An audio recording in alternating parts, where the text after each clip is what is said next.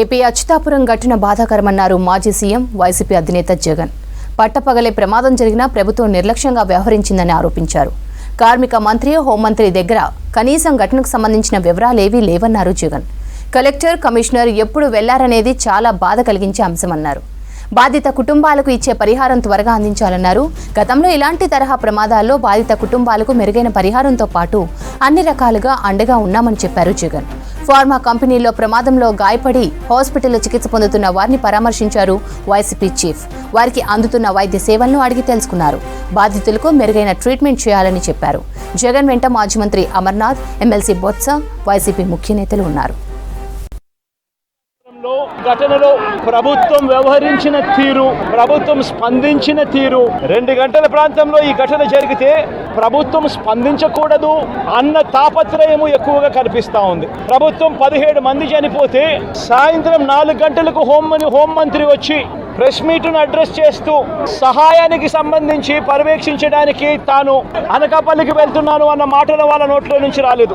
మరో గంట తర్వాత అంటే సాయంత్రం 5 గంటల ప్రాంతంలో కార్మిక శాఖ మంత్రి, ఈ డైరెక్టర్ ఆఫ్ ఫ్యాక్టరీస్ అనేది ఎవరి పరిధిలోకి వస్తుందో ఈ కార్మిక శాఖ మంత్రి కూడా ప్రెస్ మీట్ పెట్టి ఎంతమంది చనిపోయారో తెలియలేదు అన్నాడు.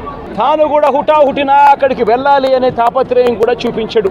ఘటన జరిగిన తర్వాత ఘటన స్థలానికి కలెక్టర్ ఎప్పుడు పోయాడు, అధికారులు ఎప్పుడు పోయారు, కమిషనర్ ఎప్పుడు పోయారు అన్నది ఒక్కసారి గమనిస్తే ఇంకా బాధ కలిగించే అంశాలు.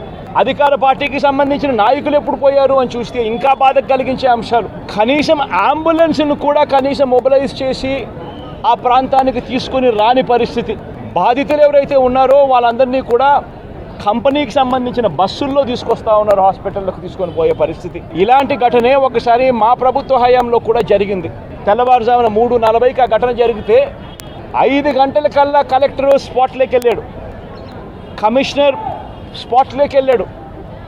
అంబులెన్స్లు అప్పటికే ముమ్మరంగా మోహరించేసాయి. 11 గంటల కల్లా స్పాట్లోకి నేనే రావడం జరిగింది. మొట్టమొదటిసారిగా ₹1 కోటి కాంపన్సేషన్ ఇచ్చిన ఏకైక ప్రభుత్వం మొట్టమొదటిగా వైఎస్ఆర్సీపీ ప్రభుత్వమే, మన ప్రభుత్వమే, జగన్ ప్రభుత్వమే ఇచ్చిందని కూడా చెప్పడానికి కూడా సంతోషపడతా ఉన్నాను. నేను ఇక్కడ జరిగినప్పుడు ఒక ప్రభుత్వం ఎలా స్పందిస్తూ ఉంది అన్నది మోస్ట్ ఇంపార్టెంట్ ఆస్పెక్ట్.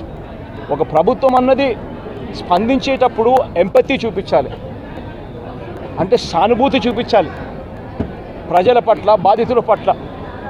రెండోది ప్రభుత్వం చేయాల్సింది ఏమిటి అని అంటే రెస్పాన్సిబిలిటీ తీసుకోవాలి. ఈ రెండు కూడా ఆ రోజు వైఎస్ఆర్ కాంగ్రెస్ పార్టీ ప్రభుత్వం చేసింది. వీళ్ళ ప్రభుత్వం వచ్చిన తర్వాత గత 3 నెలలుగా ఏం చూస్తూ ఉన్నాము అని అంటే వీళ్ళ గవర్నెన్స్ మీద ధ్యాస లేదు. వీళ్ళకు ప్రజలకు సూపర్ 6, సూపర్ 7, సూపర్ 10ల పేరుతో వాళ్ళు ఇచ్చిన మాటల మీద వీళ్ళకు ధ్యాస లేదు. వీళ్ళ ధ్యాస అంతా రెడ్ బుక్ తెరచడము, ఎవరెవరికి కక్షలు ఉన్నాయో ఆ కక్షలు